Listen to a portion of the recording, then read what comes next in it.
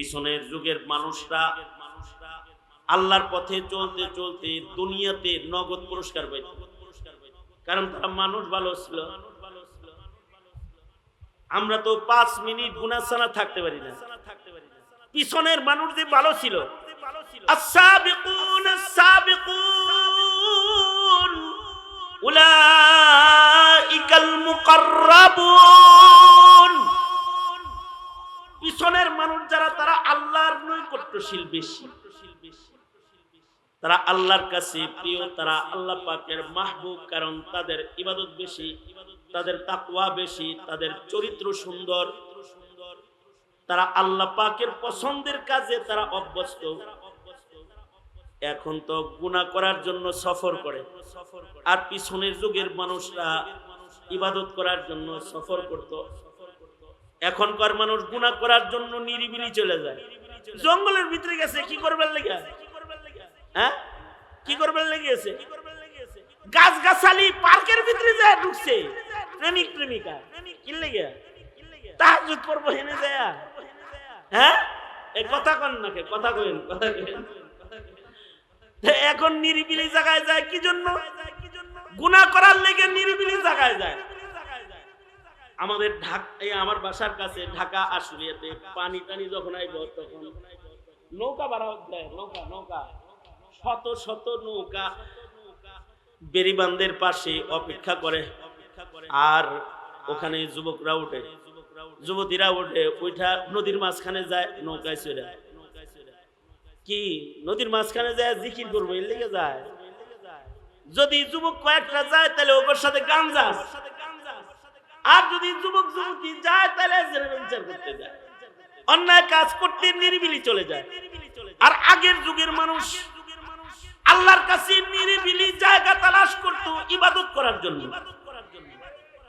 এক লোক তার মাকে দিয়ে দোয়া করেছে, আল্লাহ আপনি আমার সন্তানটারে নিরিবিলি ইবাদতের জায়গা দান করেন।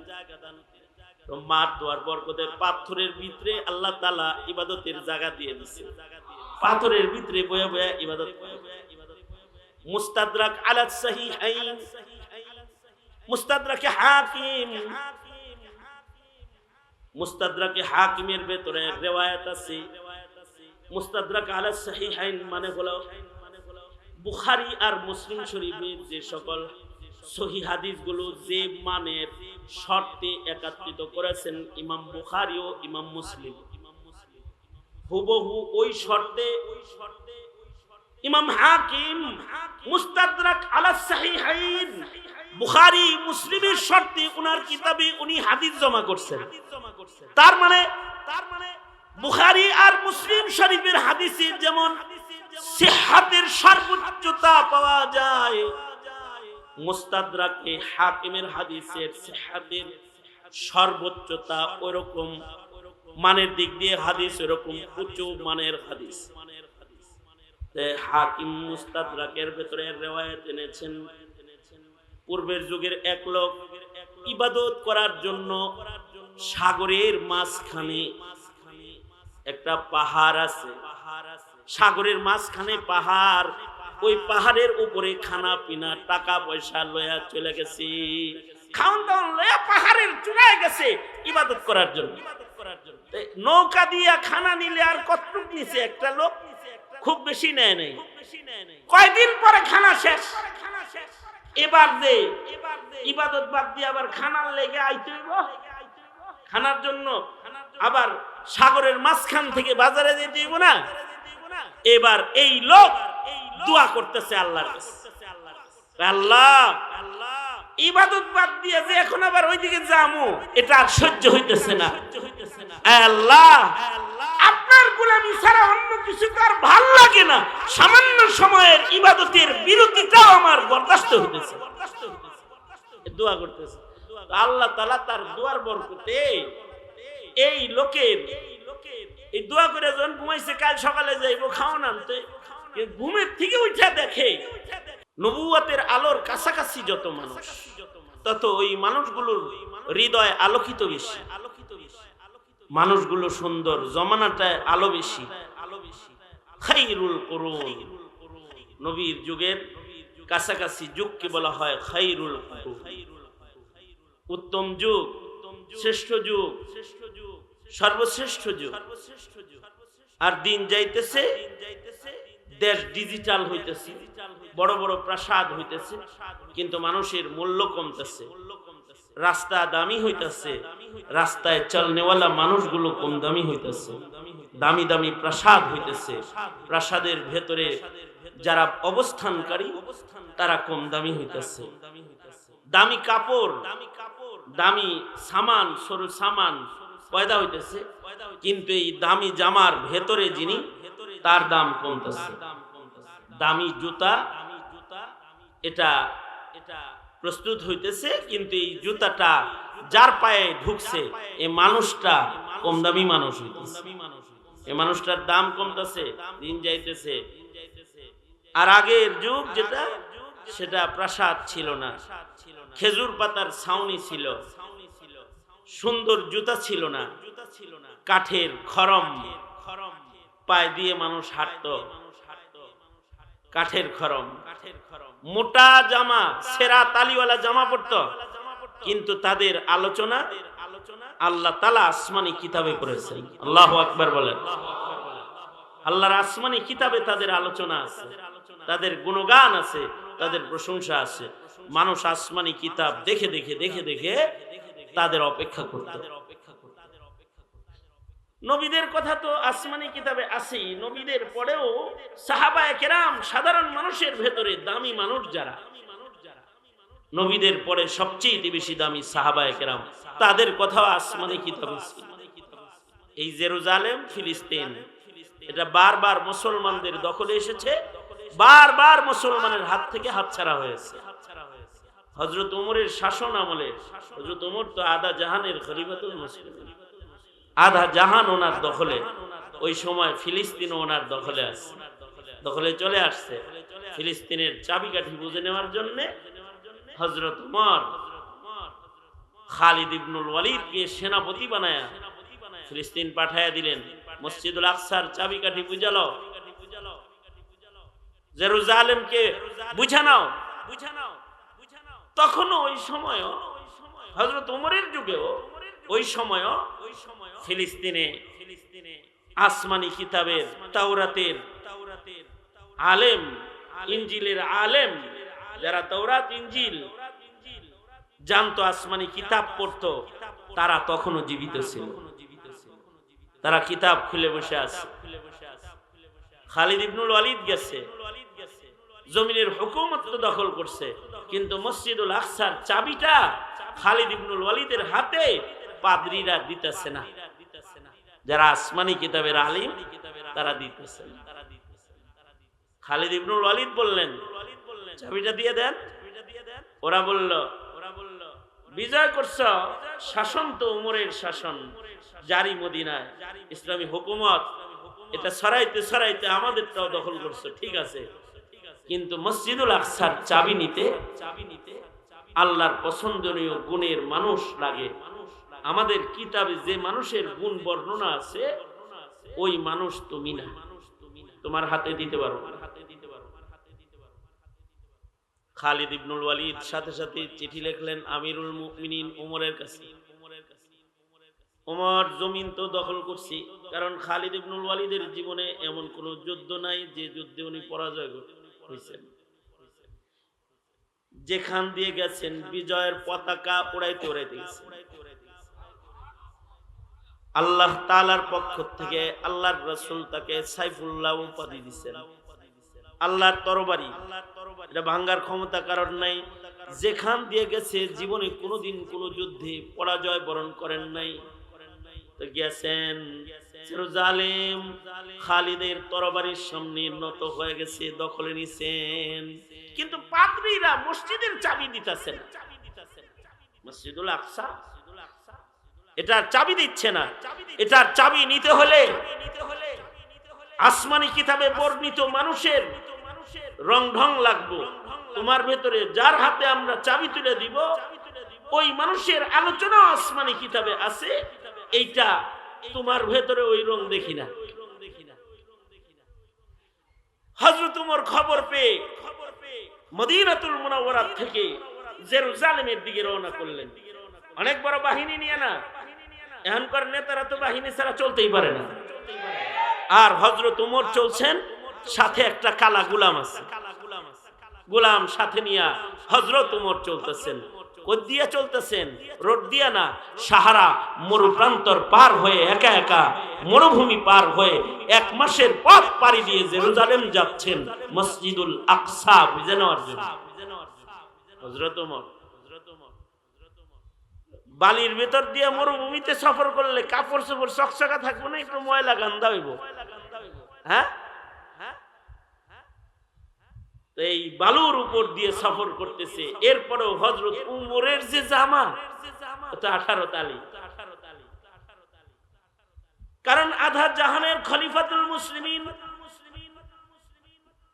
ওনার 2টা জামা নাই, একটা মাত্র জামা, যার ভেতরে আবার 18টা তালি।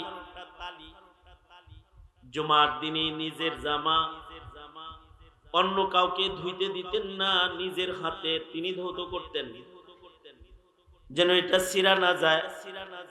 আর ওইটা গায়ে দিয়া নবীজির মিম্বরে দাঁড়ায় খুতবা দিতেন।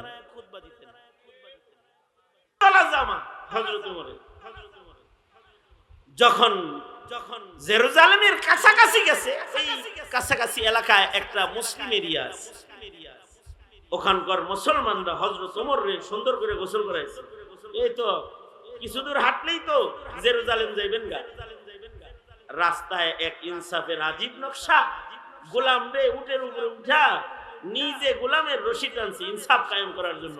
5 মাইল তুমি, 5 মাইল আমি, গোলামের উপরেও যেন জুলুম না হয়।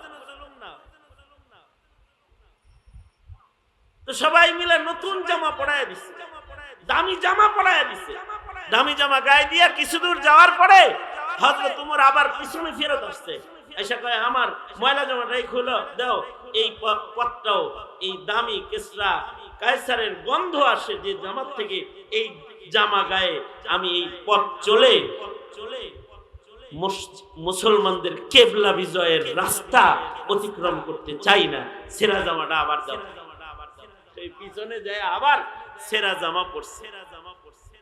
সেরা জামা পরে যখন গেছে মসজিদুল আকসা, এই জেরুজালেমের নেতারা আর পাদ্রীরা হযরত ওমরের এক নজর দেখা বলে, হ্যাঁ এবার আসছে। চেহারার ভেতরে যে রংগুলো দেখা যাইতেছে, এর কথা আসমানি কিতাবে বিদ্যমান আছে। না ওমর, কোনো কথা বলতে হবে না, চাবি বুঝে নাও। সাহাবায়ে কেরামের কথা আসমানি কিতাবে আছে। ওই কথাটাও আল্লাহ তাআলা আল্লাহর কালামে বলেছেন, যালিকা মাসালুহুম ফিত তাওরাহ ওয়া মাসালুহুম ফিল ইনজিল। মানুষগুলা এত দামি যে তাদের কথা তাওরাতে, ইনজিলে আল্লাহ তাআলা শত শত বছর আগে, 1000 বছর আগে তাদের প্রশংসা গুণগান আল্লাহ তাআলা বর্ণনা করেছেন। মানুষগুলা এমন যুগে এসেছিল যে যুগে জেনারেটর ছিল না। ওই মানুষগুলার আগমন হয়েছিল এমন যুগে যখন মানুষের দামি দামি ঘর ছিল না, তাদের গায়ে দামি দামি কাপড় ছিল না, সেরা কাপড় ছিল, ভাঙ্গা ঘরে তারা বসবাস করত, কিন্তু মানুষগুলা দামি ছিল।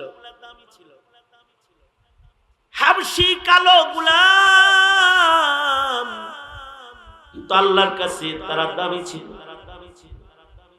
আর এখন সুন্দর সুন্দর মানুষ, প্রাসাদে বসবাসকারী মানুষ, দামি বাহন, দামি গাড়ি, দামি পোশাক, দামি জুতায় সজ্জিত সাজের মানুষ, কিন্তু মানুষগুলার মূল্য কমে গেছে। কারণ ইন্নাল্লাহা লা ইয়ানজুরু ইলা সুওয়ারিকুম ওয়ালাকিন ইয়ানজুরু ইলা কুলুবিকুম ওয়া আ'মালিকুম। আল্লাহ তাআলা মানুষের বাহ্যিক হালত তাকায় দেখে না, কার চেহারার গঠন কত সুন্দর এটা তাকায় দেখে না, কার চামড়া সুন্দর আল্লাহ এটা তাকায় দেখে না, কার বাড়ি সুন্দর এটা দেখে না, কার বেশি টাকা এটা দেখে না, কি বড় চেয়ারে বসে আছে এটা দেখে না। আল্লাহ পাক নজর করে তাকায় দেখি বান্দার কলবার অন্তর, আর আল্লাহ তাআলা তাকায় দেখে বান্দার আমল, কর্মকাণ্ডটা কি করে, তার হৃদয়টা কেমন, তার কর্মকাণ্ড কেমন, এটা আল্লাহ তাআলা নজর করে তাকায় দেখে। এই কারণে আল্লাহ তাআলা কিয়ামত পর্যন্ত আনেওয়ালা মানুষদের জন্য সাহাবায়ে কেরামের কর্মকাণ্ড, সাহাবায়ে কেরামের আওসাফ, সাহাবায়ে কেরামের গুণ কোরআনে আল্লাহ তাআলা অসংখ্য আয়াতে কারিমার ভেতরে বর্ণনা করেছেন। এবং বর্ণনা করে আশ্চর্য বিষয় হলো কোরআনের পয়লা পাতায় আবার আল্লাহ আদেশ করে বলতেছেন, আমিনু কামা আমানান নাস, এই কিয়ামত পর্যন্ত আনেওয়ালা মানুষেরা তোমরা কেমন মুসলমান হবে, তোমরা কেমন ঈমানদার হবে, যেমন ঈমানদার ওই পূর্বের যুগের মানুষগুলা হয়েছে ওই রকম তোমরা ঈমানদার হবে, যেমন কি ঈমানদার সাহাবায়ে কেরাম হয়েছে ওই রকম ঈমানদার তোমরা হবে। এমন কি সূরা ফাতিহার ভেতরে আল্লাহ তাআলা প্রতি নামাজের রাকাতে রাকাতে, প্রতি রাকাতে রাকাতে সূরা ফাতিহা পড়ি না আমরা, প্রতি নামাজের রাকাতে রাকাতে আমাদের আল্লাহ তাআলা দোয়া করায়। কি দোয়া করি আমরা? ইহদিনাস সিরাতাল মুস্তাকিম সিরাতাল লাযিনা আনআমতা আলাইহিম। আল্লাহ পিছনের যুগে যে ভালো মানুষগুলো গেছে, আমাদের পূর্বে যে ভালো মানুষগুলো গেছে, যারা পুরস্কার প্রাপ্ত ভালো মানুষ, তাদের পথে আমাদের পরিচালিত করে। আল্লাহু আকবার, জোরে করে বলেন। কি সামনে যারা ভালো মানুষ আইব তাগর দোয়া সূরা ফাতিহায় করেন না পিছে যারা গেছে? হ্যাঁ, সামনে যত ডিজিটাল মানুষ আইব তাদের পথে পরিচালিত হওয়ার দোয়া সূরা ফাতিহার ভিতরে, প্রতি নামাজের ভেতরে দোয়া হলো সিরাতাল লাযিনা আনআমতা আলাইহিম গায়রিল মাগদুবি আলাইহিম ওয়ালাদ দাল্লিন। তবে পিছনে কিছু কুফরের উপরে চলনেওয়ালা মানুষও গেছে, ইহুদ নাসারা, তাদের পথে না, পেছনের ঈমানদাররা যেমন পথে চলেছে সে পথে হে আল্লাহ আপনি আমাদের পরিচালিত করেন। এখন পেছনের যুগের মানুষরা কি পহেলা বৈশাখ পালন করে? হ্যাঁ, তারা বৈশাখের পান্তা ভাত খাইতো, ইলিশ মাছ খাইতো, র্যালি করতো, তারা জন্মদিন পালন করতো। কি কথা বল না কেন? তারা মৃত্যুদিন পালন করতো। যা আইতেছে সব নতুন নতুন আইতেছে। আল্লাহ পাক এগুলোকে অনুসরণ করতে বলেন। আল্লাহ পাক বলে সিরাতাল লাযিনা আনআমতা আলাইহিম, ওই মানুষগুলা যারা আল্লাহর কাছ থেকে সিরাতে মুস্তাকিমে চলে পুরস্কার প্রাপ্ত হয়েছে। পিছনের যুগের মানুষরা আল্লাহর পথে চলতে চলতে দুনিয়াতে নগদ পুরস্কার পাইত, কারণ তারা মানুষ ভালো ছিল। আমরা তো 5 মিনিট গুনাহ ছাড়া থাকতে পারি না। পিছনের মানুষ যে ভালো ছিল, আস-সাবিকুন আস-সাবিকুন উলাইকাল মুকাররাবুন, পিছনের মানুষ যারা তারা আল্লাহর নৈকট্যশীল বেশি, তারা আল্লাহর কাছে প্রিয়, তারা আল্লাহ পাকের মাহবুব, কারণ তাদের ইবাদত বেশি, তাদের তাকওয়া বেশি, তাদের চরিত্র সুন্দর, তারা আল্লাহ পাকের পছন্দের কাজে তারা অভ্যস্ত। এখন তো গুনাহ করার জন্য সফর করে, আর পিছনের যুগের মানুষরা ইবাদত করার জন্য সফর করত। এখনকার মানুষ গুনাহ করার জন্য নিরিবিলি চলে যায়, জঙ্গলের ভিতরে গেছে। কি করবার লেগে? হ্যাঁ, কি করবার লেগেছে? গাছ গাছালি পার্কের ভিতরে যায় ঢুকছে, প্রেমিক প্রেমিকা কি লেগে তাহাজ্জুদ পড়ব হেনে যায়। হ্যাঁ, এই কথা কন নাকি? কথা কইন, কথা কইন। এখন নিরিবিলি জায়গায় যায় কি জন্য? গুনাহ করার লেগে নিরিবিলি জায়গায় যায়। আমাদের আমার বাসার কাছে ঢাকা আশুলিয়াতে পানি টানি যখন আইব তখন নৌকা বাড়া যায়, নৌকা শত শত নৌকা বেরিবান্ধের পাশে অপেক্ষা করে, আর ওখানে যুবকরা উঠে, যুবতীরা উঠে ওইটা নদীর মাঝখানে যায়, নৌকায় চলে কি নদীর মাঝখানে যায় জিকির করবো, এর লেগে যায়। যদি যুবক কয়েকটা যায় তাহলে ওর সাথে গাঞ্জা, আর যদি যুবক যুবতী যায় তাহলে বিচার করতে যায়, অন্যায় কাজ করতে নিরিবিলি চলে যায়। আর আগের যুগের মানুষ আল্লাহর কাছে নিরিবিলি জায়গা তালাশ করত ইবাদত করার জন্য। এক লোক তার মাকে দিয়ে দোয়া করেছে, আল্লাহ আপনি আমার সন্তানটারে নিরিবিলি ইবাদতের জায়গা দান করেন। তো মার দোয়ার বরকতে পাথরের ভিতরে আল্লাহ তাআলা ইবাদতের জায়গা দিয়ে দিয়েছে, পাথরের ভিতরে বয়া বয়া ইবাদত করে। মুস্তাদরাক আলা সাহিহাইন, মুস্তাদরাকে হাকিম, মুস্তাদরাকে হাকিমের ভিতরে রিওয়ায়াত আছে।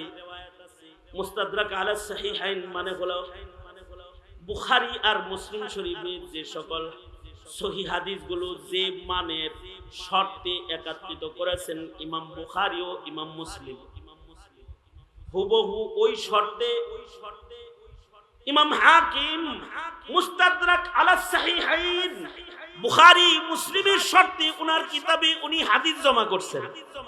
তার মানে বুখারী আর মুসলিম শরীফের হাদিসে যেমন সিহহাতের সর্বোচ্চতা পাওয়া যায়, মুস্তাদরাকে হাকিমের হাদিসের সিহহাতের সর্বোচ্চতা ওরকম মানের দিক দিয়ে হাদিস এরকম উচ্চ মানের হাদিস। হাকিম মুস্তাদরাকের ভেতরে রিওয়ায়াত এনেছেন, পূর্বের যুগের এক লোক ইবাদত করার জন্য সাগরের মাঝখানে একটা পাহাড় আছে, সাগরের মাঝখানে পাহাড়, ওই পাহাড়ের উপরে খানা পিনা টাকা পয়সা লয়া চলে গেছে, খাওন দাওন লয়া পাহাড়ের চূড়ায় গেছে ইবাদত করার জন্য। নৌকা দিয়া খানা নিলে আর কতটুক নিছে একটা লোক, খুব বেশি নেয় নাই। কয়দিন পরে খানা শেষ, এবার দে ইবাদত বাদ দিয়ে আবার খানার লেগে আইতে হইব, খানার জন্য আবার সাগরের মাঝখান থেকে বাজারে যেতে হইব না। এবার এই লোক দোয়া করতেছে আল্লাহর কাছে, আল্লাহ ইবাদত বাদ দিয়ে যে এখন আবার ওইদিকে যামু এটা আর সহ্য হইতেছে না, আল্লাহ আপনার গোলামি ছাড়া অন্য কিছু আর ভাল লাগে না, সামান্য সময়ের ইবাদতের বিরতিটাও আমার বরদাস্ত হইতেছে। দোয়া করতেছে, আল্লাহ তাআলা তার দোয়ার বরকতে এই লোকের এই দোয়া করে যখন ঘুমাইছে, কাল সকালে যাইবো খাওয়ান আনতে, ঘুমের থেকে উঠে দেখে সুবহানাল্লাহ বলার লেগে রেডি হয়ে বহেন, কারণ আল্লাহর রাসূল খবর দিছে, খবরটা বিশুদ্ধ খবর, নবীজির দেয়া খবর। লোক ঘুমাইছে তো ঘুমের থেকে উঠে দেখে তার মাথার কাছে পাকা আনার গাছ, তার করে আল্লাহ পাকা আনার ঝুলায় দিছে। তার মানে এন্টার যাওয়ার দরকার নাই, একটা করে আনার ছিঁড়ো আর খাও আর ইবাদত করো। আবার নজর করে তাকায় দেখে সাগরের ভিতরে চতুর্দিকে তিতা পানি, কিন্তু তার মুসাল্লা যে জায়নামাজ বিছাইছে, জায়নামাজের পার দিয়ে মিষ্টি পানির ঝর্ণা একটা আল্লাহ চালু করছে। আল্লাহর রাসূল বলেন এইভাবে মিষ্টি পানির ঝর্ণার পানি পান করে আর আনার খেয়ে খেয়ে সে 500 বছর লাগাতার, কত বছর? 500 বছর লাগাতার আল্লাহর গোলামি করছে। একটা সেকেন্ড আল্লাহর পছন্দের বাইরে সে কাটায় নাই। 500 বছর আমাদের হায়াত হলো 40, 50, 60 বছর, এর ভিতরে ডেলি 24 ঘন্টার ভেতরে 24 ঘন্টা ইবাদতে কাটানোর মতো শক্তি সামর্থ্য আমাদের নাই। আর উনি 500 বছরের ভেতরে একটা গুনার কাম করেন, 500 বছরের আল্লাহর হুকুমের খেলাফ চলে নাই, 500 বছরের ভেতরে মানুষের কোলাহলের ভেতরে ঢুকে নাই। আস-সাবিকুনাল আউয়ালুন, আগের মানুষগুলা এরকম পারত যে 500 বছর লাগাতার ইবাদত করছে। আল্লাহর রাসূল বর্ণনা করেন সে মৃত্যুর আগে আল্লাহ তাআলা তার সাথে কথা বলতেছে, হে বান্দা যা, তোর ইবাদতে আমি খুশি হয়ে তোকে খাতেমা ইমানের সাথে দান করলাম, আর আমার রহমত দিয়া তোকে বিনা হিসাব আমি আমার জান্নাত দান করলাম। হাদিসটা অনেক লম্বা, আপনাদের কাছে এইটুকুনি বলা উদ্দেশ্য আমার। এর সামনের টুকুন আপনাদেরকে শোনানোর এই মুহূর্তে দরকার নেই, এ কারণে এই পর্যন্তই দিতে আনতেছি। তার মানে হলো মানুষ 500 বছর লাগাতার ইবাদত করেছে, তাদের রিজিক আল্লাহর পক্ষ থেকে এসেছে। এক লুকমা খানা খাওয়ার জন্য বাজারে যাইতে হয় নাই, হোটেলে ঢুকতে হয় নাই। আল্লাহ তাআলা বলে এই রকম মুত্তাকি যদি এখনো তোমরা কেউ হও, তাহলে কোরআন বলে ওমাইয়াত্তাকিল্লাহ ইয়াজআল লাহু মাখরাজা ওয়া ইয়ারযুকুহু মিন হাইসু লা ইয়াহতাসিব। মনে মনে ভাবতে পারেন সেই খোদা এখন নাই নাকি? ওই খোদা আছে না নাই?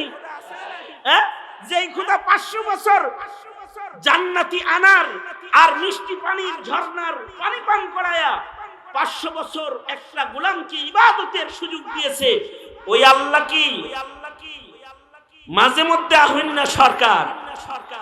ওই আল্লাহ তো আওয়ামী লীগের মতো সরকার না যে কারোর ধাওয়া খায়া মুদির আঁচলের নিচে যায় বৈশা পড়বে। ওই আল্লাহ ক্ষমতায় মার্কার ভোট আর নির্বাচনের পদ্ধতিতে ক্ষমতায় কিছুদিনের জন্য যায়া আবার দেশ ছাইরা দেওয়ার সরকার না। ওই আল্লাহর সরকারি যেদিন থেকে শুরু হয়েছে, যেদিন কারোর সরকারগিরি থাকবে না, সেদিন তিনি জিজ্ঞাসা করবেন ময়দানে মাহশারে, লিমানিল মুলকুল ইয়াউম, এই যারা ক্ষমতার বাহাদুরি করতে আজকে রাজত্ব কার বলো, জিজ্ঞাসা করবেন। তখন গোটা ময়দান থেকে উচ্চারণ উঠবে লিল্লাহিল ওয়াহিদিল কাহ্হার, এক কাহ্হার মালিকের রাজত্ব আজ। তিনি কে? চিল্লায় আওয়াজ করে বলেন তো তিনি কে? আল্লাহ। পিছনে যত যাব এরকম ভালো মানুষ পাইতে থাকবে। এই উম্মতের ভিতরে সবচেয়ে ভালো মানুষ হলো সাহাবায়ে কেরাম। এই উম্মতের ভিতরে সবচেয়ে দামি সাহাবায়ে কেরাম। সাহাবায়ে কেরামের গুণগান আল্লাহ তাআলা কোরআনে বর্ণনা করে। আল্লাহ তাআলা সাহাবায়ে কেরামের মাগফিরাতের ঘোষণা কোরআনে দিয়ে দিয়েছে। তার মানে হলো আহলুস সুন্নাতি ওয়াল জামার আকীদা, নবীজির 100 লাখ সাহাবী সব আল্লাহর জান্নাত, তাদের উপরে আল্লাহ পাকের মাগফিরাতের ইলান করেছেন স্বয়ং আল্লাহ। আল্লাহ তাআলা তাদেরকে ইজ্জতের সম্মানের জান্নাত দেওয়ার ওয়াদা করেছেন। আল্লাহ তাদের উপরে রাজি, এটা দুনিয়াবাসীকে জানাইছেন। রাদিয়াল্লাহু আনহুম ওয়া রাজু আন, সাহাবীদের উপরে আল্লাহ রাজি আর সাহাবীরা আল্লাহর উপরে রাজি। সাহাবীরা আল্লাহর উপরে রাজি, আল্লাহ সাহাবীদের উপরে রাজি। মানুষগুলার উপরে যে আল্লাহ রাজি, এটা কিছু গুণের কারণে আল্লাহ তাআলা তাদের উপরে রাজি। ওই গুণগুলা যদি আজও কোনো মুসলমানের ভেতরে এসে যায়, মহান আল্লাহ তার উপরেও রাজি হয়ে যাবে। এই কারণে আল্লাহ তাআলা বলে আমিনু কামা আমানান নাস, পিছনের মানুষ যেমন ঈমানদার ওইরকম ঈমানদার হও। কারণ যত পিছনে যাবা তত ভালো ঈমানদারের সন্ধান পাইবা, তাদের ঈমান আমল পুখতা পাইবা, তাদের মতন তোমরা হও। কারণ তারা সরাসরি জমানায় নবুয়ত পেয়েছে, নবীজির নবুয়তের আলোয় তারা ধন্য হয়েছে। এ কারণে আল্লাহর রাসূল বলেন আমার উম্মতের ভেতরে সবচেয়ে ভাগ্যবান ও দামি হলো যারা ঈমানের সাথে আমি রাসূলকে দেখেছি। আল্লাহর রাসূল বলেন, ক্বালা রাসূলুল্লাহি সাল্লাল্লাহু আলাইহি ওয়াসাল্লাম, তুবা মান আমানা ওয়া রাআনি। আল্লাহর রাসূল বলেন, আমার উম্মতের ভিতরে ভাগ্যবান দামি ওরাই যারা ঈমান এনেছে এবং সরাসরি আমি রাসূলকে তারা চোখে দেখছে। এরা দামি। এরপরেই আবার আল্লাহর রাসূল বলেন, ওয়াতুবা মান আমানা ওয়া রাআ মান রাআনি। আমার উম্মতের ভিতরে সাহাবীরা তো আমারে দেখছে, আমার উম্মতের ভিতরে সাহাবীদের পরে দামি মানুষ হলো যারা আমাকে দেখে নাই কিন্তু আমার সাহাবীদের দেখছে। যারা রাসূলকে দেখেছে মানুষগুলো নবীর সাহাবীকে দেখেছে। রাসূলকে এক নজর দেখার কারণে, নবীজিকে এক নজর দেখার কারণে সাহাবায়ে কেরামের মূল্য আল্লাহর কাছে এই রকম বাড়াবাড়ছে যে আল্লাহ তাআলা তাদেরকে ঈমান, তাকওয়া, ইবাদত, আখলাকের সরদারি দান করছেন। সুবহানাল্লাহ বলেন। এক নজর দেখার কারণে নবীজির সাহাবায়ে কেরামের ভেতরে সবচেয়ে আদনা সাহাবী যিনি, যে সবচেয়ে নবীজির কম সান্নিধ্য উঠাইছে, এমন সাহাবীর জীবনীও যদি তাকায়া দেখি তো তাদের মতো পাওয়ারফুল ইমানদার আর পরে তালাশ করে পাওয়া যায়। যেমন তামিমে দারি রাদিয়াল্লাহু আনহু, যিনি হযরত নবী আলাইহিস সালামের ওফাতের বছর কালেমা পড়া মুসলমান হয়েছে। নবীজির ওফাতের বছর কালেমা পড়ছেন, কিন্তু এই যে কালিমা সহকারে নবীজিরে দেখছে এক নজর, দামটা কি রকম হইছে? দাম এরকম হইছে, সাহাবায়ে কেরামের মধ্যে তামিমে দারির ইবাদতের পাওয়ার এত যে তিনি এক রাকাত নামাজে টোটাল কোরআন শরীফ পুরাটা খতম করতেন। সুবহানাল্লাহ। আগামী কালকে বললেন, কারণ আপনারাও তো আমরাও তো অনেক কোরআন পড়া জানি, তাই না?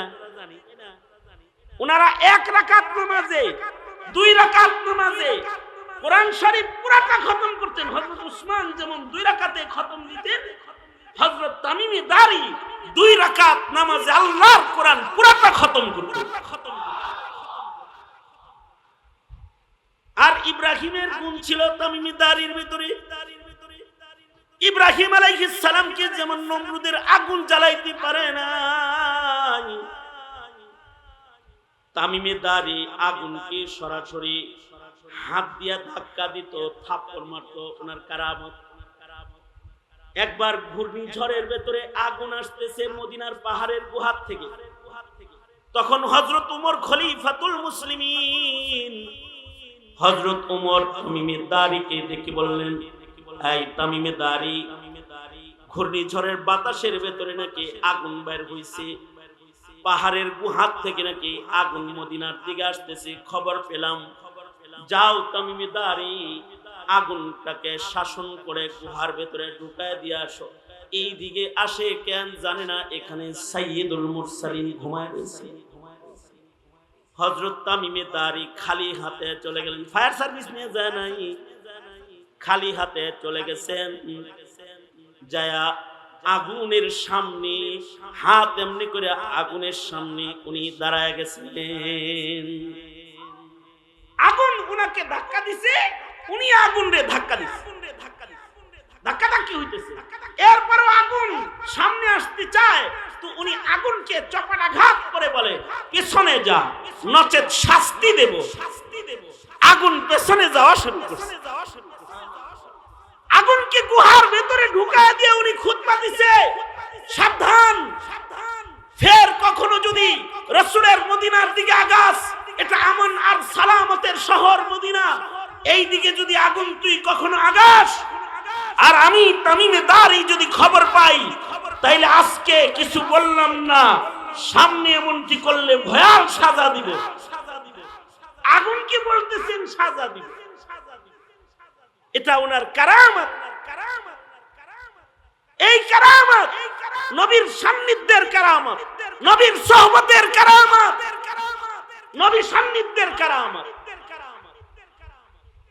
আবার এই সাহাবীকে যারা দেখছে, তারাও ইবাদতে বড় পুখতা।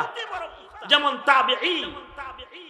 তাবেঈন যারা সাহাবী দেখেছেন, যেমন হাসানুল বসরি, হাসান বসরি হযরত উমরের যুগে জন্মগ্রহণ করেছেন। হযরত উমর ওনার নাম রেখেছেন হাসান। হযরত উমরের মুখের লালা খাইছেন হাসান বসরি। তাসাউফের সর্দার হযরত আলীর কাছ থেকে তাসাউফের ইজাজত পাইছেন। উনি হযরত আলীর খলিফা ছিলেন। হাসানুল বসরি সাইয়্যিদুত তাবেঈন যারা, তাদের মধ্যে অন্যতম একজন। যেমন উমর ইবনে আব্দুল আজিজ রাহমাতুল্লাহি আলাইহি বিশিষ্ট তাবেঈ। উমরে সানি যাকে বলা হয়, হযরত উমর ইবনে আব্দুল আজিজের শাসনামলে বাঘ আর ছাগল এক ঘাটে পানি পান করত। উনার ইবাদতের কারণে, উনার তাকওয়ার কারণে, উনার গায়ের ময়লা জামা যে পানিতে ভিজাইতো ধোয়ার জন্য, আমির উমারারা জামা এনে ওই বালতিতে চুবাইয়া দিত। কারণ কি? উমর ইবনে আব্দুল আজিজের ঘামের পানিটা যে জামায় লাগে, কমপক্ষে 40 দিন পর্যন্ত এই জামার ভেতর থেকে খুশবু বের হয়।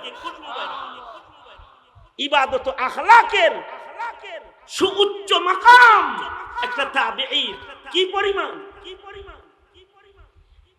যেমন আরেকজন শ্রেষ্ঠ তাবেঈ হলেন সাঈদ ইবনে মুসাইয়িব রাহমাতুল্লাহি আলাইহি। সাঈদ ইবনে মুসাইয়িব তিনি হযরত আবু হুরায়রার মেয়ের জামাই ছিলেন। হযরত আবু হুরায়রা হলেন সাইয়্যিদুত তাবেঈন। হযরত সাঈদ ইবনে মুসাইয়িবের শ্বশুর। আর হযরত আবু হুরায়রা পাওয়ারফুল ওই মানুষ যিনি নবীজির কাছ থেকে সবচেয়ে বেশি ইলম সংগ্রহ করেছেন। হযরত আবু হুরায়রা মুকাসসিরিন সাহাবা, মুকাসসিরিন সাহাবীদের মধ্যে অন্যতম একজন হলেন হযরত আবু হুরায়রা। নবীর কাছ থেকে সবচেয়ে বেশি হাদিস যিনি রিওয়ায়াত করেছেন। ইলম বেশি, যাদের ইলম বেশি হয় তারা আল্লাহর প্রিয় হয়। কারণ যার কাছে ইলম বেশি হয় তাকে শয়তান ভয় পায়, সে শয়তানের উপরে বিজয়ী হয়, আল্লাহর কাছে প্রিয় হয়। আল্লাহর রাসূল বলেছেন, ফাকিহুন ওয়াহিদুন আশাদ্দু আলা শাইতানি মিন আলফি আবিদিন। একজন আলেমে দ্বীন ফকিহ হাজার ওলি বুজুর্গের চাইতে পাওয়ারফুল আলেম। শয়তানের লগে শয়তান এই গ্রামের 1000 নমাজীর অত ভয় পায় না, একটা মৌলবীর যত ভয় পায়। কারণ কি? মোল্লার কাছে ইলম আছে। কি আছে? এই কি আছে? এ কারণে মৌলবী সাহাবী যারা, তারা শয়তানকে ধইরা সাজা মাজাও দিছে। যেমন আবু হুরায়রা, একবার আল্লাহর রাসূল হযরত আবু হুরায়রাকে মালে গনিমতের পাহারাদারির দায়িত্ব দিয়েছেন রাতের বেলা, যে গনিমতের মাল পাহারা দিস। রাতের বেলায় চোর আইছে, উনি চোর রে ধরে ফেলেছে। চোরা কয়, হায় হায়, ঘরে মানুষ না খায় রইছে, বাচ্চা কাচ্চাগুলা কানবার লাগছে, বিপদে পড়ে চুরি করতে আইছি, আমারে মাফ করে দাও, আর জীবনে কোনোদিন চুরি করব না। হযরত আবু হুরায়রা চোর রে ছাইরা দিছে। ফজরের নামাজের সময় আল্লাহর রাসূল বলে, আবু হুরায়রা, রাতে যে চোর আইছিল এর খবর কি? কয়, আরে তো ছেড়ে দিছি। ছাড়ছো কে রে? কইলো, আর কোনোদিন চুরি করব না। খুব বিপদে পড়ে আইছে আল্লাহর নবী। আসলে সচ্ছল থাকলে চুরি মুরি করতে পারতো না, বিপদে পড়ে চুরি করতে আইছে, খুব করে বললে তো ছেড়ে দিছে। আল্লাহর রাসূল মুস্কি হেসে দিয়ে বলে, ও মিথ্যা কথা বলে গেছে তোমার কাছে, যার কোনোদিন আসবে না, সতর্ক থাইকো, আবার আইবো। পরের রাত্রে শয়তান আবার আইছে। হযরত আবু হুরায়রা চোরের বেশে আইছে তো আবার ধরছে, আবার কাকুতি মিনতি করছে, দ্বিতীয় দিনও ছাইরা দিছে। আল্লাহর রাসূল দ্বিতীয় দিন ফজরের সময় কয়, কি খবর? আজকেও ছেড়ে দিছি। ছাড়ছো কেন? আর ও আর চুরি করবে না, খুব করে ওয়াদা দিয়ে গেছে আর চুরি করবে টরবে না। শয়তান যেমন চুরি করবে না বলে চুরি করে, আওয়ামী লীগ জুলুম করবে না বলে তারা ক্ষমতায় এসেছিল 21 বছর পরে একবার আবার শয়তানি করছে।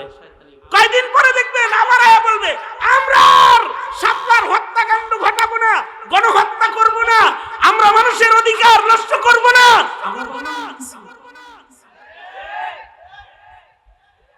আসলে বাঙালি ইমানদার তো বারবার ক্ষমাও করে। আবু হুরায়রা ক্ষমা করে দিয়েছিল, বাঙালিও জালেম করে ক্ষমা করে, সহজে ভুলে যায়। তবে জালিমরে বারবার ক্ষমা করা সুন্নতের খেলা। সতর্ক থাকতে হয়। নবীজি সতর্ক করে দিছে যে সাবধান, আবার আইবো কিন্তু। পরের রাত্রে আবার চোর আইছে, হযরত আবু হুরায়রা আবার ধরছে। ধরে কয় কি রে, 2 দিন ছেড়ে দিছি, আবার আইছিস তুই? ঠিক আছে, আজকে যদি ছেড়ে দেন তাহলে আপনার একটা ইলম শিখায়া যাবো, শয়তান আপনার কোনো ক্ষতি করতে পারবে না, চোর ডাকাত আপনার কোনো ক্ষতি করতে পারবে না, চোর ডাকাইতে কোনো সময় আপনার ক্ষতি করতে পারবে না। হযরত আবু হুরায়রা আসলে ইলমে দ্বীনের আশিক ছিলেন, এই কারণে উনি নবীর দরবারে না খায়া কইরা থাইকা সর্বোচ্চ হাদিস উনি সংগ্রহ করতেন, ইলমের পাগল ছিলেন। শয়তানে কইছে ইলম শিখাইবো, উনি রাজি হয়ে গেছে, ঠিক আছে শিখাও, তাহলে ছেড়ে দিন। শয়তানে কয় আয়াতুল কুরসি বলে, আয়াতুল কুরসির আমল করেন, এই চোরটা হয়তো কোনো ক্ষতি মতি আপনার করতে পারবে না। হযরত আবু হুরায়রা তো ছেড়ে দিছে। সকাল বেলায় আল্লাহর রাসূল বলে, কি খবর আবু হুরায়রা? কয়েকটা ইলম শিখাইছে তো ছেড়ে দিছি, আর আজকে ওয়াদা করে গেছে আমি আপনার কাছে আনতেই চাইছিলাম যে আপনার কাইটা দেই চোরে। ও বলছে আর চুরি করবে না। আল্লাহর রাসূল বললেন, ইলম শিখাইছে এটা ঠিক আছে, কিন্তু কথাটা মিছা কইয়া গেছে, চুরি করবে না, দুষ্টামি করবে না তা না, ও জিনিসটাই দুষ্ট, ও দুষ্ট করবে, দুষ্টামি করবে। কিন্তু হযরত আবু হুরায়রা শয়তানের উপরে বিজয়ী, আর মুকাসসিরিন সাহাবীদের ভিতরে একজন, ইলম বেশি যে, এ কারণে ওনার প্রভাব কিবারে সাহাবা যারা বয়োবৃদ্ধ যারা তাদের উপরে ছিল ইলমের কারণে। সেম আব্দুল্লাহ ইবনে আব্বাস, উনি যখন 18 বছর বয়স তখন তিনি পার্লামেন্ট মেম্বার, হযরত উমর ওনাকে বসায় রাখতেন সিনিয়রদের পাশে। কিসের কারণে? ইলমের কারণে। কেউ কেউ বলে উমর এই ছোট্ট 18 বছরের মানুষটারে আমাগর লগে বুড়াগর লগে বহায় থানকে, ওর কাছে ইলম আছে, ওর কাছে ইলম আছে, এই কারণে বসায় রাখি, আমরা ভুল করলে পরে ও লুকমা দিতে পারে। আলেম লুকমা দিবে, আলেম ভুল ধরে দিবে, আলেম শয়তানি চিনায় দিবে যে পহেলা বৈশাখে এই কাম করবে না, এগুলো শয়তানি। আলেম চিনায় দিবে ওই শয়তান তার কাছে যাইবে না, ও পীর না আস্ত শয়তান বলে দিবে আলেম। আলেম বইলা দিবে অমুকরে ভোট দিও না, এটা শয়তান। আলেম মানুষের ভুল ত্রুটি খুলে দিবে, আলেম খারাপকে শনাক্ত করে দেখা দিবে, কারণ তার কাছে ইলম আছে। এ কারণে শয়তান আলেমকে বেশি ভয় পায়। শুধু শয়তান আলেমরে ভয় পায় তা না, মানুষের ভিতরে যেগুলো শয়তান এগুলো আলেমরে ভয় পায়।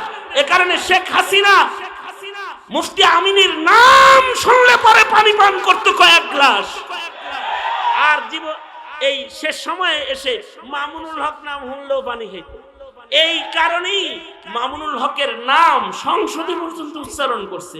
কত টেনশনে ছিল একটা আলেম লইয়া, কারণ শয়তানের সাথে আলেমের সাথে দুশমনি। আর মানুষের ভিতরে যারা শয়তান তারা আলেমদেরকে পাত্তা দেয় না। সমাজে যাদেরকে দেখবেন এরা আলেমদেরকে বৃদ্ধাঙ্গুলি দেখায়, আলেমদেরকে অপমান করে, তাদেরকে চিনে রাখবেন, ওগুলো হলো মানুষ শয়তান, মানুষ শয়তান, যাদের কাছে মৌলবীর সাথে সম্পর্ক নাই, আলেমের সাথে সম্পর্ক নাই, মানুষ শয়তান। হযরত আবু হুরায়রা ইলমের কারণে শয়তানের উপরেও বিজয়ী ছিলেন। আর এই আবু হুরায়রার মেয়ের জামাই ছিলেন সাঈদ ইবনে মুসাইয়িব রাহমাতুল্লাহি আলাইহি। সাহাবী দেখছে তো, নবী না দেখলেও ঈমানের পাওয়ারটা কি? ঈমানের পাওয়ার হলো সুদীর্ঘ। এই কথাটা শোনার সাথে সাথে একটা সুবহানাল্লাহ ডেলিভারি দিন ভালো করে।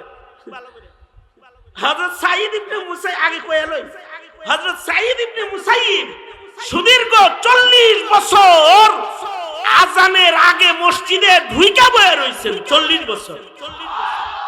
আরো জোরে আওয়াজ করে বলেন, আরো জোরে করে আওয়াজ করে বলেন, কত বছর? হ্যাঁ, আজানের আগে মসজিদে ঢুকছে 40 বছর সাঈদ ইবনে মুসাইয়িব। আমরা পারি? আমরা শয়তানের কাছে পরাজিত। আর ওনারা 40 বছর আজানের আগে মসজিদে গিয়ে বসে থাকছেন। ওনাকে জিজ্ঞাসা করা হয়েছে সাঈদ ইবনে মুসাইয়িবকে, আজানের আগে মসজিদে আইসা কেন আপনি বসে থাকেন জানতে চাই।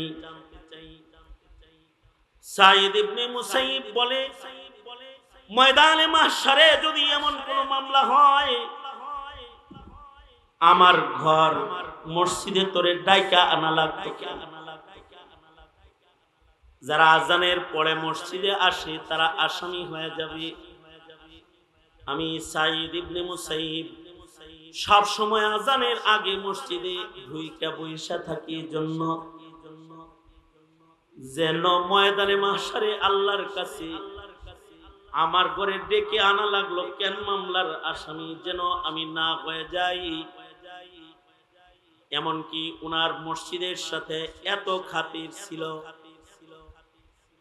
মদিনা তয়বায় 3 দিন একবার আজান বন্ধ ছিল যখন ইয়াজিদি বাহিনী মদিনায় হামলা করেছিল। ইয়াজিদি বাহিনী ক্ষমতার জন্য মদিনায় হামলা করেছিল। 3 দিন মসজিদে নববীতে আজান হয় নাই। যারা ক্ষমতা প্রতিষ্ঠা করতে যায় তারা মানুষের ইবাদত বন্ধ করে হালায়, আজান দিতে দেয় নাই ইয়াজিদি বাহিনী। শেখ হাসিনা ক্ষমতা প্রতিষ্ঠা করতে গিয়ে ওয়াজ বন্ধ করে দিচ্ছে, ওয়াজ বন্ধ করছে, মাহফিল হইতে পারবে না থানার পারমিশন ছাড়া। ইয়াজিদি বাহিনী মদিনার আজান বন্ধ করে দিয়েছিল। 3 দিন মসজিদের নববীতে আজান হয় না। আর জমিনের উপরে ক্ষমতা লিপ্সু যারা, ক্ষমতা প্রেমী যারা, ক্ষমতার লোক যাদের আছে, এদের নজরে সে ছাড়া আর কোন ভালো মানুষ সে চায়া দেখে না। যারা ক্ষমতা প্রেমী হয় এর নজরে তার চাইতে ভালো মানুষ জমিনে আর সে চোখে দেখে না। এখন যদি তার সামনে কোনো সাহাবীও থাকে, হে মনে করে ওর চাইতে আমার দাম বেশি। ক্ষমতা প্রেমী। এই কারণেই মদিনায় হামলা যখন করছে তখনও মদিনাতুল মুনাওয়ারাতে সাহাবী কিছু বিদ্যমান ছিল। এই ইয়াজিদি বাহিনী সাহাবীদের ঘরে ঢুইকা সাহাবীদের যুবতী মেয়েদেরকে বের কইরা তারপরে তারা বেইজ্জত করেছে, মুখ কালা করেছে, বেইজ্জত করেছে, জিল্লাতি করেছে।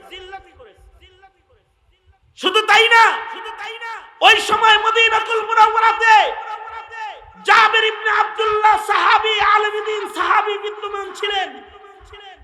জাবের ইবনে আব্দুল্লাহ জীবনের শেষ ভাগে এসে অন্ধ হয়ে গেছিলেন, অথচ উনি এত ইলম পিপাসু মানুষ ছিলেন যে জাবের ইবনে আব্দুল্লাহ তিনি আব্দুল্লাহ ইবনে উনাইসের কাছ থেকে, বুখারী শরীফে আছে, একটা হাদিস রিওয়ায়াত শোনার জন্য মদিনা থেকে সুদূর কুফা পর্যন্ত পায়ে হেঁটে গেছে। একটা হাদিস শোনার লেগে পায়ে হাইটা মদিনা থেকে উনি সুদূর কুফায় গেছেন।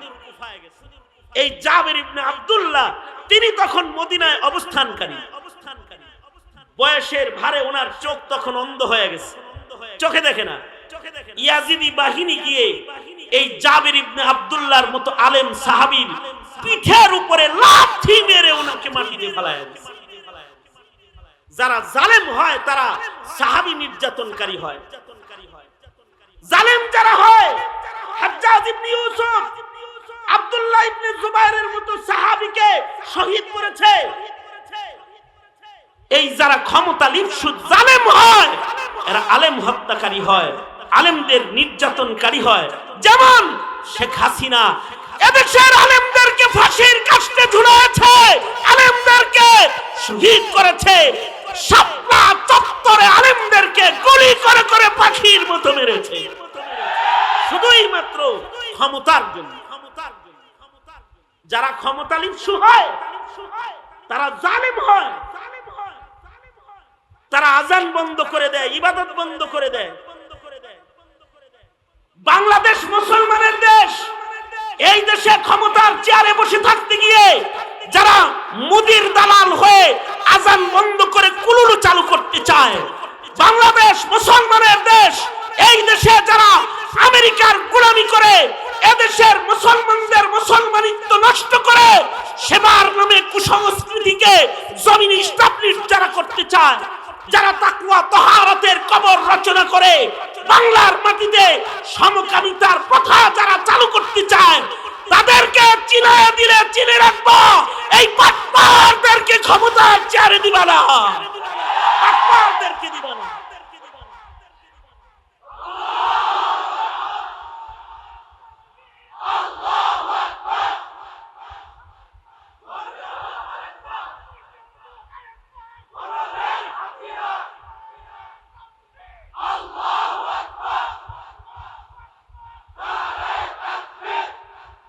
যারা জুলমের রাজত্ব করে, এরা জমিনের মানুষের ধর্মীয় অধিকারকে ছিনিয়ে নেয়, এরা স্বাধীন মানুষের স্বাধীনতাকে তারা কব্জা করে, তারা মানুষের বাক স্বাধীনতাকে বন্ধ করে বাকশাল কায়েমকারী হয়ে যায়, শুধুই মাত্র ক্ষমতাকে, ক্ষমতার চেয়ারকে দখল করে রাখার জন্য।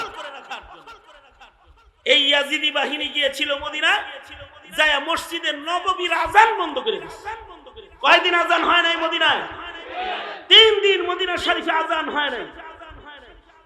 আশ্চর্য বিষয় হলো, আমি যেই কথাটা বলার জন্য এই পটভূমি টানলাম সেটা হলো মসজিদে নববীতে তখন কেউ না থাকলেও, মসজিদে নববীতে তখন সাঈদ ইবনে মুসাইয়িব মসজিদে 3 দিন নামাজ পড়ে পড়ে মসজিদে নববীর কান্না বন্ধ করে। আল্লাহু আকবার কাবীরা। মুসল্লি ওই 3 দিনও মসজিদে আছে, মুসল্লির নাম সাঈদ ইবনে মুসাইয়িব। তবে উনি মসজিদে 5 বেলা নামাজ পড়েন ঠিক, কিন্তু আজান দেন না। আজান দেন না কেন? আজান দিলে যদি আবার ওরা মনে করে যে এই ভালো মানুষ তো ভিতরে আছে, এটারও দর, এই কারণে উনি পাগলের অভিনয় করে আর টাইম মতো নামাজ পড়ে, কিন্তু তিরমিজিতে আছে। সাঈদ ইবনে মুসাইয়িব বলে, দিলের কান দিয়ে কথাটা শুনলেন, সাঈদ ইবনে মুসাইয়িব বলে নামাজের সময় যখন কাছাকাছি চলে আসতো, আমি তো আজান দিতে পারতাছি না, কিন্তু আমি আমার কানটা রাসূলের রওজার দিকে ফিট করলে আমি শুনতে পেতাম আল্লাহর রাসূল রওজায় ধারে 5 বেলা নামাজের আজান দেয়, নবীজি আজান দেয়। তার মানে এই মানুষগুলা এত ভালো ছিল যে তাদের কান কবরের আজান শুনতো। আগের মানুষগুলা ভালো ছিল, তারা মসজিদের নববীর মিম্বরে দাঁড়ায় দাঁড়ায় হযরত সারিয়াকে দেখতো। এই মানুষগুলা ভালো ছিল, তাদের চোখে পাওয়ার ছিল, তাদের কানে পাওয়ার ছিল, তাদের হাত পায়ে পাওয়ার ছিল। যত পিছনের দিকে যাব তত এমন ইবাদতের পাওয়ার ওলা মানুষ খুঁজে পাবো, আর ডিজিটাল যত আসবে তত বড় বড় গুনাহগার খুঁজে পাবো। বড় আবেদের ইবাদত তালাশ করতে হলে পেছনে দিতে হবে। এই কারণে আল্লাহর রাসূল কিয়ামত পর্যন্ত আমার সাহাবীদের গুণ গাইবা, পেছনের মানুষ ভালো মানুষ যারা তাদের গুণগান সামনের মানুষদেরকে শোনাইবা। সাবধান সাবধান, সাহাবীদের সমালোচনা কখনো তোমরা করবা না। আল্লাহ আল্লাহ ফি আসহাবি লা তাত্তাখিযুহুম গরাদাম মিন বাদি। আহাব্বাহুম ফাবিহুব্বি আহাব্বাহুম ওয়া মান আবগাদাহুম ফাবিবুগযি আবগাদাহুম ওয়া খায়রুল কুরুনি কারনি সুম্মাল্লাযীনা ইয়ালুনাহুম সুম্মাল্লাযীনা ইয়ালুনাহুম। তার মানে হলো 2019 সাল 20 সাল 21 সাল ভালো ছিল, তখন ভালো মানুষ বেশি ছিল। তখন জমিনের উপরে শাইখুল ইসলাম আহমদ শফি বাঁচা ছিল, তখন আল্লামা জুনায়েদ বাবুনগরী বাঁচা ছিল, তখন নূর হোসেন কাসেমি বাঁচা ছিল। আরো পিছনে যাব, শাইখুল হাদিস আল্লামা আজিজুল হক বাঁচা ছিল। আরো পিছনে যাব, হাফিজি হুজুর বাঁচা ছিল। আরো পিছনে যাব, আশরাফ আলী থানভী বাঁচা ছিল জমিনের পরে। আরো পিছনে যাব, হাজী ইমদাদুল্লাহ মুহাজিরে মক্কি বাঁচা ছিল। আরো পিছনে যাব, নূর মোহাম্মদ জানজানবী বাঁচা ছিল। এভাবে যত পিছে যাব তত ভালো ভালো মানুষের সন্ধান পাইবে, আর যত সামনে বাড়বো তত ভালো মানুষের সংখ্যা কমতে থাকবে। কিয়ামতের পূর্ব মুহূর্তে জমিনের উপরে একটা মানুষ এমন পাওয়া যাবে না যে বলবে আল্লাহ আল্লাহ আল্লাহ আল্লাহ। এতটুকুন বলার মানুষ তালাশ করে পাওয়া যাবে না।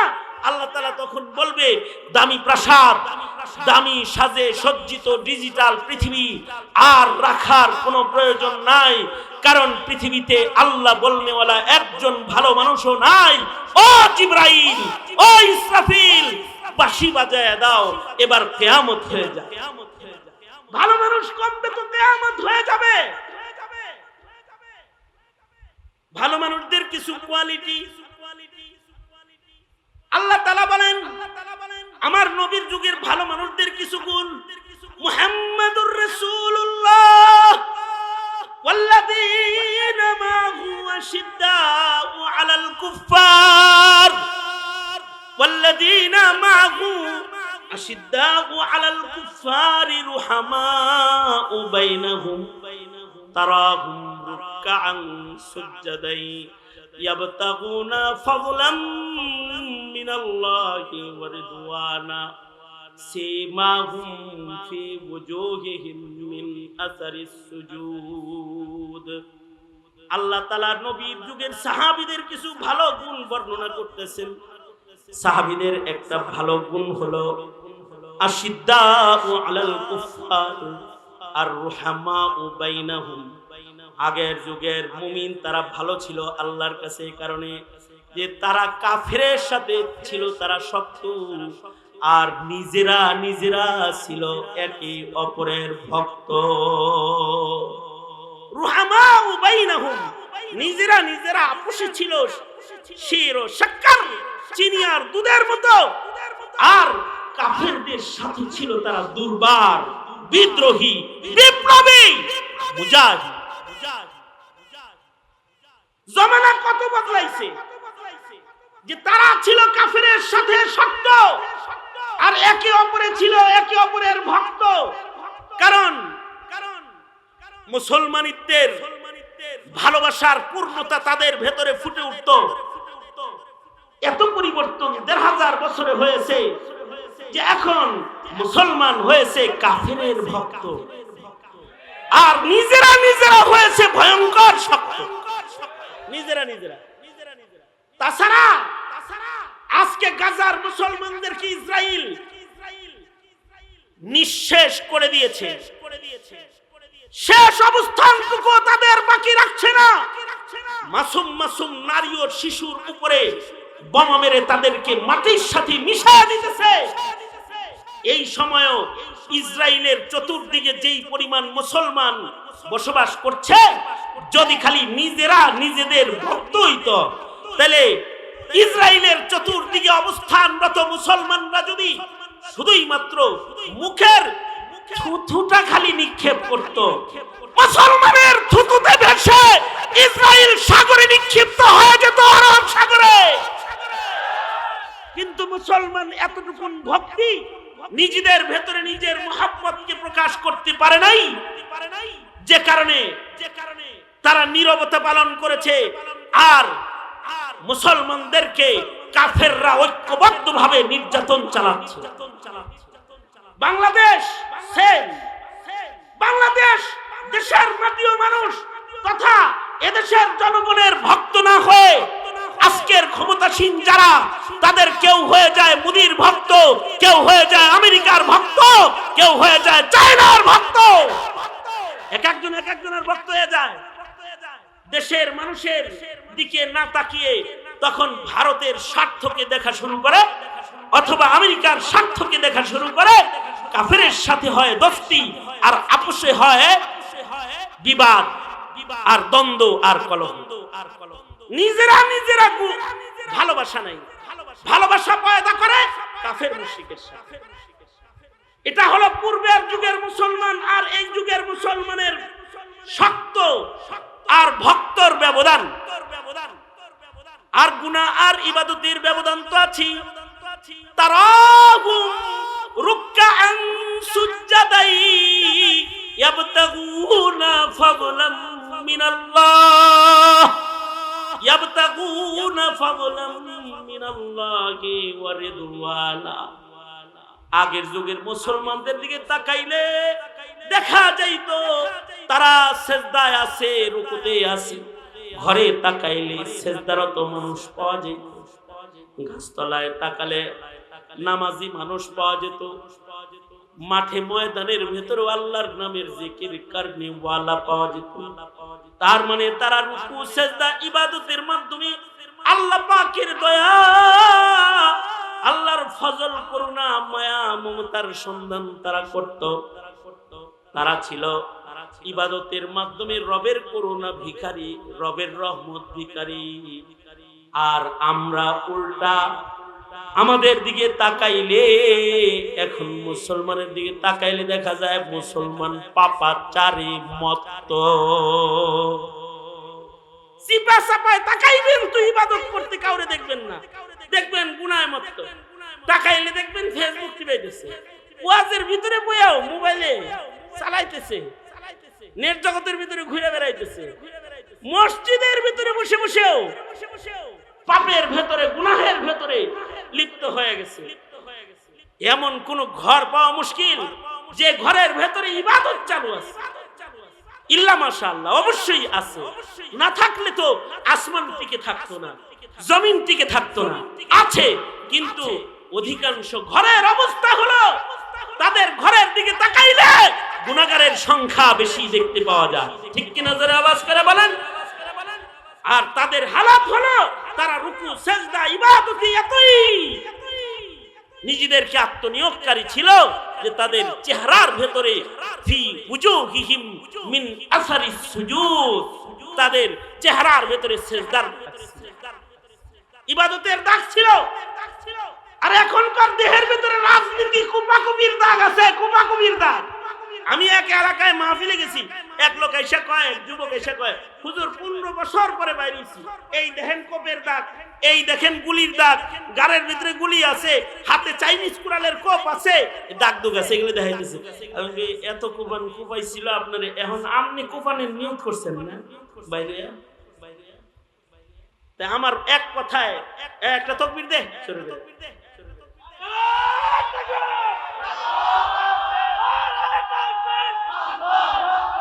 আরো জোরে।